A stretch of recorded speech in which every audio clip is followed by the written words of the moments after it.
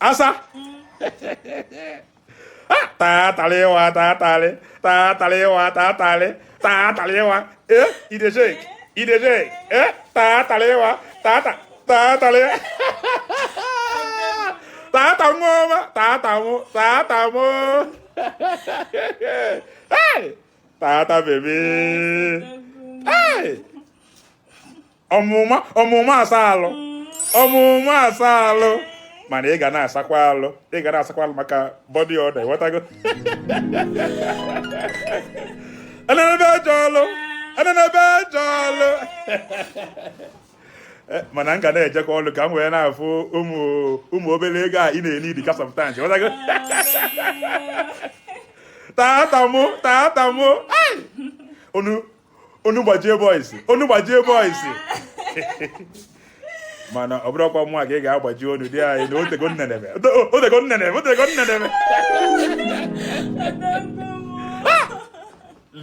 negodi nwa arụ ka akwa Maybe I am any day go ma akwa biko na-egotekwa akwa na arụ m akara akwa ọbụla biko arụ gị ka akwa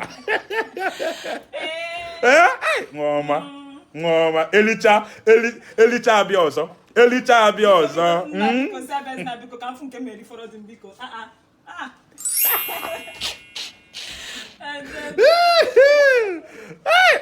negodi nwa ife onye Hausa licha tie kawai onye Hausa kwa mbakwa mama na Hausa na-emekọkwa ife onye Hausa libe ife a biko onye Hausa libe ife a enenebe ukwu egbu efi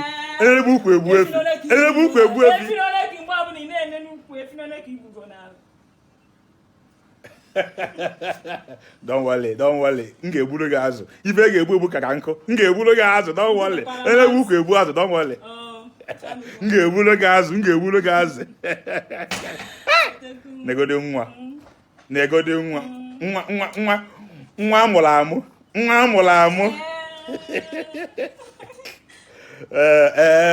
amụrụ ga amụ tụtazịa ndị ọzọ atụ ụtanụ welụkwa nwayọ tata sụkwa n'ike ka ekpere ọrụ n'isi gị tata sụkwa n'ike tomato jọs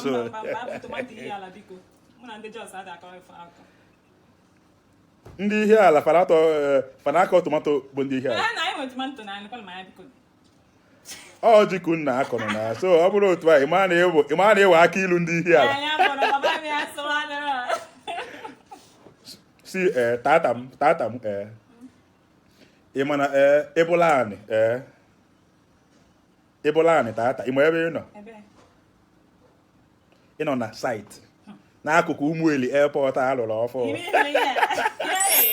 adeteghị na-egi na Ụmụeli airport tata ịbụrụ shọpụ ị ma ebe ị nọ ịbụrụ shọpụ ị nọ bi market a dị emeka ọfụ ebe afịa na-azụ ebe menụ na-akọrọ ife tata gee ntị ka mpịa gị na tata ebulu street n'Ọka ịma street ịbụ n'Ọka ibulu street n'Ọka ịbụ Abakaliki street tata Abakaliki street ka ịbụ n'Ọka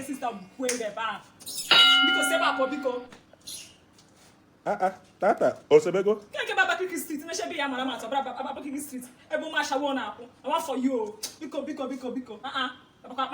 ọ street ndị ọlụ na ịbụ ọlụ nwanne ọlụ ka ịbụ na nna ya ọsọ wee bụ okwu na ị ga-eji nwayọ wee kọwalụ m na mba asị m na ịbụ ọlụ asịrọ m na ịbụ fera asị m na ịbụ ọlụ mana nwụlụkwa